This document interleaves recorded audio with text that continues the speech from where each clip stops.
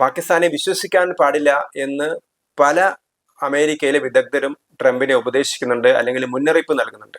നമുക്കറിയാം 2001 world trade centre ആക്രമിച്ചു. ആരാണ് ആക്രമിച്ചത്? അൽ ഖ്വയ്ദ ഉൾപ്പെടെയുള്ള തീവ്രവാദി സംഘടനകളാണ്.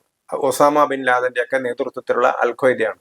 അപ്പം ആ സമയത്ത് അമേരിക്ക ലോകം മുഴുവൻ ഭീകരതയ്ക്കെതിരായ പോരാട്ടം നടത്തി, അല്ലെങ്കിൽ വലിയൊരു ക്യാമ്പയിൻ നടത്തി. ഇപ്പൊ നമ്മൾ ഇന്ത്യ സ്ഥിരമായിട്ട് നമ്മൾ ഭീകരതയ്ക്കെതിരെ പ്രവർത്തനം നടത്തുന്നു. കാരണം ഭീകരതയുടെ ഏറ്റവും അധികം തിക്തഫലം അനുഭവിക്കുന്ന രാജ്യം നമ്മളാണ്. പക്ഷെ അന്ന് അമേരിക്ക വേൾഡ് ട്രേഡ് സെന്റർ ആക്രമണത്തെ തുടർന്ന് ഒസാമ ബിൻ ലാഡനെയൊക്കെ പിടിക്കാൻ പോയി. പക്ഷെ അമേരിക്കയുടെ ഫുൾ സപ്പോർട്ട് കിട്ടിയിരുന്നത് പാകിസ്ഥാൻ. അമേരിക്കയുടെ സഖ്യകക്ഷിയായിട്ടാണ് നിൽക്കുന്നത് പാകിസ്ഥാൻ. പക്ഷെ ഈ ഒസാമ ബിൻ ലാഡൻ പാകിസ്ഥാന്റെ പട്ടാള താവളത്തിലാണ് ഒളിച്ചിരുന്നത്. അപ്പൊ ഇത് ഇപ്പോഴും പറയുന്നുണ്ട്.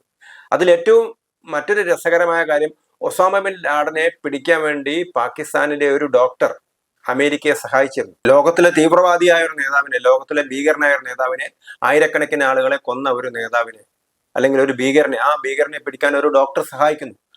ആ ഡോക്ടറെ, അമേരിക്കൻ അനുകൂലിയായ ഡോക്ടറെ, അമേരിക്കൻ ഏജന്റ് എന്ന് പറഞ്ഞുകൊണ്ട് പാകിസ്ഥാനിലെ ഡോക്ടർ ഹഫീസിനെ ഇപ്പോഴും പാകിസ്ഥാനിലെ ജയിലിൽ വെച്ചിരിക്കുക. അത് അങ്ങനെ ഒരാളെ മോചിപ്പിച്ചെടുക്കാൻ, അതായത് ലോകം കണ്ട ഏറ്റവും ഭീകരനായ, കോടിക്കണക്കിന് രൂപയാണ് അമേരിക്ക ഒസാമ ബിൻ ലാഡനെ കൊല്ലാൻ വേണ്ടിയിട്ടുള്ള ശ്രമങ്ങൾക്ക് ഉപയോഗിച്ചത്.